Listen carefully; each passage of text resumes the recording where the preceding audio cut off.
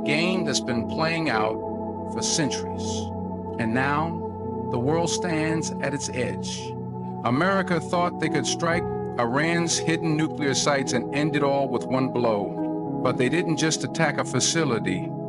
They struck at the heart of a nation that refuses to bow. What's unfolding right now is not just about Iran. This is about the rise of something far greater, a force that terrifies the world's most powerful empires, a spirit that no missile can destroy, a unity that no sanction can break. And tonight, you're going to see the truth they don't want you to know. Don't blink.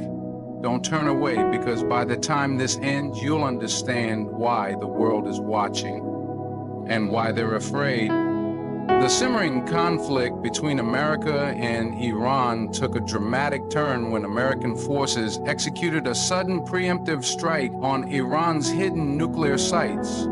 For years, intelligence agencies speculated about the extent of Iran's nuclear ambitions, accusing Tehran of secretly advancing its capabilities far beyond the agreements and inspections. The world watched as diplomatic talks repeatedly broke down, sanctions tightened, and threats escalated. In Washington, the narrative was framed as one of national security, a justification for eliminating what they described as an existential threat before it could fully emerge. Under the cover of darkness, advanced aircraft and precision-guided missiles struck deep inside Iran, targeting what America claimed were covert enrichment facilities hidden beneath mountains, buried in underground bunkers, and scattered across remote desert regions. The world woke up to images of smoke rising from Iranian soil, accompanied by strong statements from American officials declaring the mission a success. But beneath the surface of these carefully crafted announcements was a far more dangerous reality. This was not just another strike. This was an act designed to provoke, to break Iran's will, to send a clear message that no one, not even a sovereign nation, would be allowed to operate outside the control of global superpowers. For Washington, it was about maintaining dominance in the region, securing alliances with neighboring states, and preventing any shift in the fragile balance of power that had long kept American influence supreme in the Middle East. The strike was meticulously planned, utilizing satellite imagery, cyber intelligence, and insider information gathered over years. Underground facilities that had taken Iran decades to construct were bombarded with bunker-busting bombs designed to penetrate the Earth's crust and obliterate the hidden structure. The assault was not limited to physical destruction, but was accompanied by a heavy wave of cyber attacks targeting Iran's communication systems, defense networks, and energy grids in an attempt to cripple its ability to respond. However, as the dust settled, it became clear that the strike had set in motion something far bigger than its planners anticipated. This wasn't merely a military maneuver. It was a direct assault on a nation's sovereignty, pride, and dignity. In Tehran and across Iran, the strike ignited a collective sense of rage and defiance. Leaders, clerics, scholars, and citizens stood united not in fear, but in fierce determination. The attack exposed not only physical targets, but also revealed the deep-rooted tension between Western powers seeking control and a nation determined to stand its ground, no matter the cost. In the aftermath of the American strikes, when the smoke had barely cleared and the world braced for Iran's collapse, something unexpected filled the streets of Tehran and echoed across its mountains and valleys. Defiance. The people did not scatter in fear, nor did the leadership retreat into hiding. Instead, a wave of resilience swept through every corner of the nation.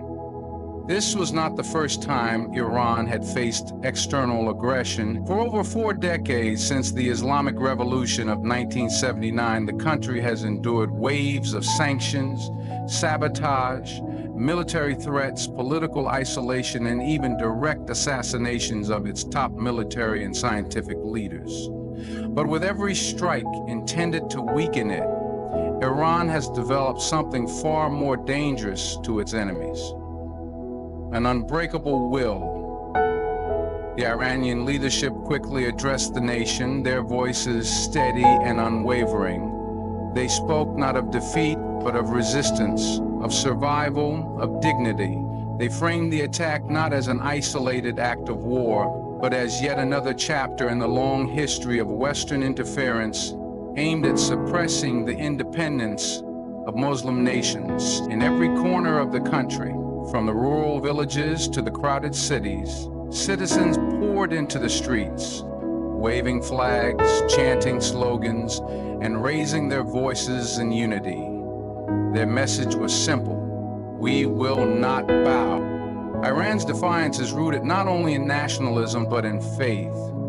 The Islamic ethos that shapes the country's identity teaches patience under trial, strength in adversity, and unwavering trust in divine justice. The people draw from a deep well of historical and spiritual fortitude that Western strategists often underestimate. Every act of aggression only reinforces their belief that they are being tested, not defeated, and that endurance is itself a form of victory. This unshakable spirit is fueled further by decades of international humiliation, where Iran has been treated as an outcast in global politics. Its people have learned to adapt, to innovate under pressure, and to find pride in self-reliance. Over years of sanctions, they've built domestic industries, developed homegrown defense technologies, and cultivated a culture of resilience. They see themselves as survivors in a global game rigged against them, and survival itself has become an act of defiance. The American strike, intended to paralyze Iran's nuclear ambitions, instead reignited the national pride that binds its people. It became a symbol not of Iran's weakness, but of its unyielding refusal to be broken. The strike failed to shake Iran's spirit. Instead, it sharpened its resolve, fueling a defiant energy that now resonates far beyond its borders, challenging the very power that sought to intimidate it. As news of America's strike on Iran's hidden nuclear site spread, the shockwaves did not stop at Iran's borders. Across the Muslim world, from North Africa to Southeast Asia, the attack ignited a powerful surge of anger, grief, and a growing call for unity. For too long, Muslim nations have watched as one country after another fell victim to foreign intervention, military aggression, and political manipulation. The strike on Iran became, for many, a symbol of a deeper struggle. Not just an attack on a single nation, but another assault on the dignity and sovereignty of the entire Muslim Ummah. In the streets of Beirut, Karachi, Istanbul, Kuala Lumpur, and even distant parts of Africa, protests erupted, voices rising with a shared cry: enough is enough.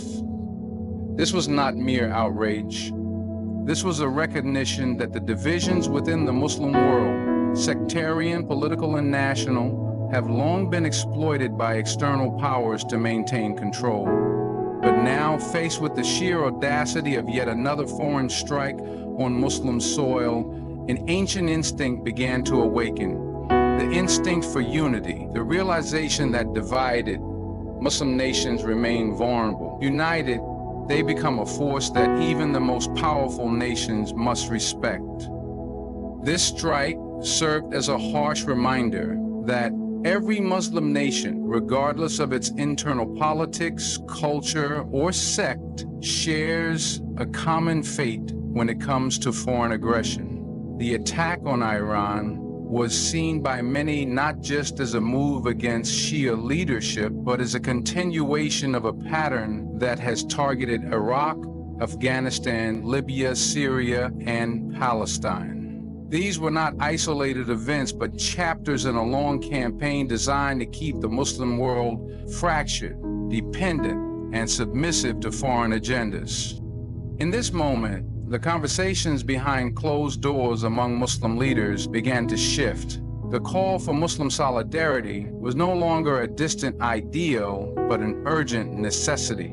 Leaders who once feared upsetting global superpowers began to face growing pressure from their own people to stand together. Intellectuals, scholars, and ordinary citizens alike started advocating for a new era, one where Muslim nations prioritized their shared interests over foreign alliances that have historically betrayed them. The strike on Iran may have been aimed at crippling one nation's capabilities, but its unintended consequence was the growing realization that Muslim unity is no longer a luxury. It is a matter of survival. The idea of a collective response, of regional cooperation, of economic, political, and military alliances among Muslim nations suddenly gained momentum. The strike, meant to weaken, instead planted the seeds of a possible future where the Muslim world rises together, stronger than ever before. Iran's defiance in the face of overwhelming pressure is not something born overnight. It is deeply rooted in a long and complex history of struggle, survival, and resistance against foreign domination. Long before modern conflicts, the Persian Empire stood as a mighty civilization that challenged some of the greatest empires in history. Persia faced off against the Greeks, resisted the expanding power of Rome, and later played a key role in the Islamic world's intellectual and cultural flourishing.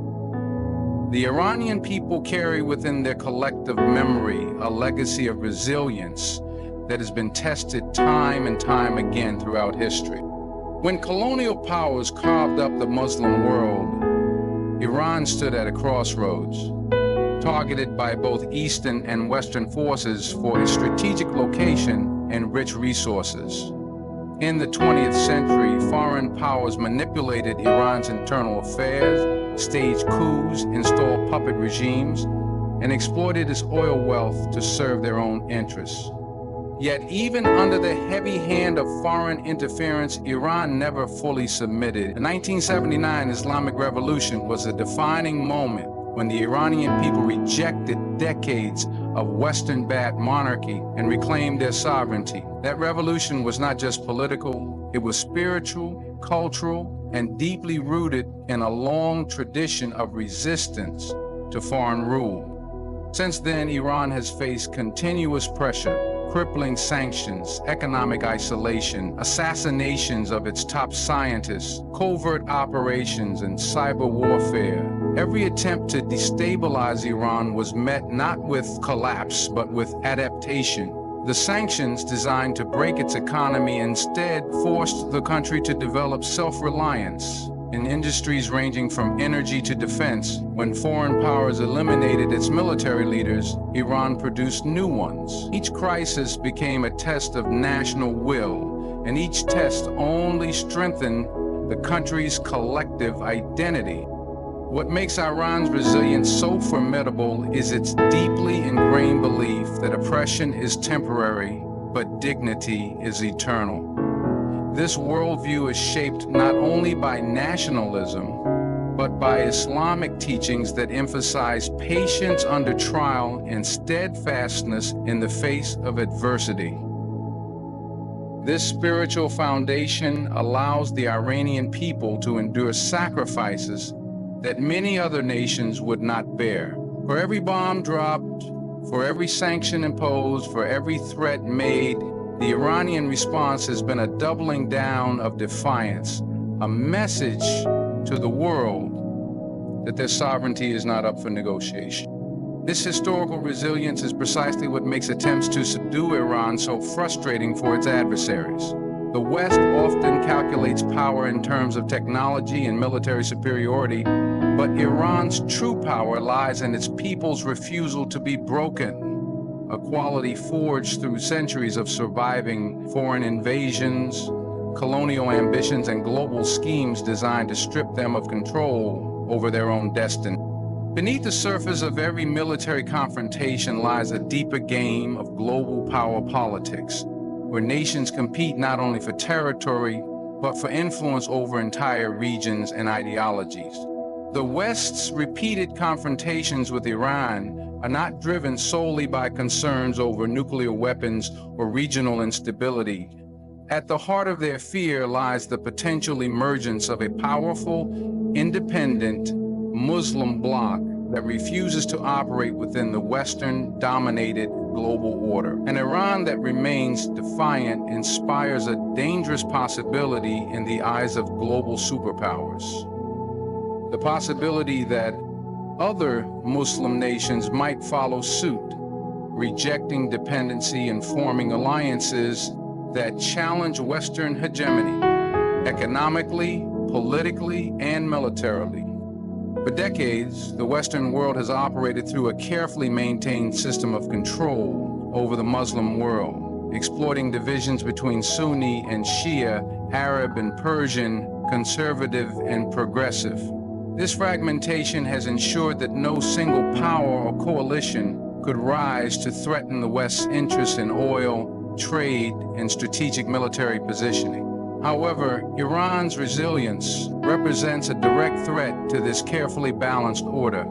It stands as proof that a Muslim nation can resist sanctions, military intimidation, and diplomatic isolation, and still maintain stability and regional influence. The fear is not just about Iran's strength, but about the example it sets. If Iran can remain independent despite enormous pressure, what would happen if other Muslim nations, some rich with resources, others with strategic geography, began to unite around similar ideals of sovereignty, self-reliance, and mutual defense? The idea of a united Muslim economic system, a shared defense alliance, or a political coalition that speaks with one voice on the global stage terrifies those who have long benefited from division. Such unity could create a powerful counterbalance to existing Western alliances like NATO or the European Union, fundamentally shifting global dynamics. Western powers understand that their dominance depends on keeping the Muslim world fragmented, distracted by internal conflicts, and reliant on foreign aid, military support, and political backing. But every time a Muslim nation defies these expectations and stands independently, that fragile balance starts to crack. Iran's defiance is not isolated. It is symbolic of a growing undercurrent across the Muslim world, where the younger generations are increasingly aware of how global politics have manipulated their nations for generations. They are seeking a new path, one rooted in dignity, unity, and strength. The West's aggressive stance toward Iran is not only about nuclear capabilities, but about preventing the rise of an independent power that could serve as a catalyst for broader Muslim unity. In that unity lies a potential shift that could disrupt global power structures in ways the West is not prepared to handle.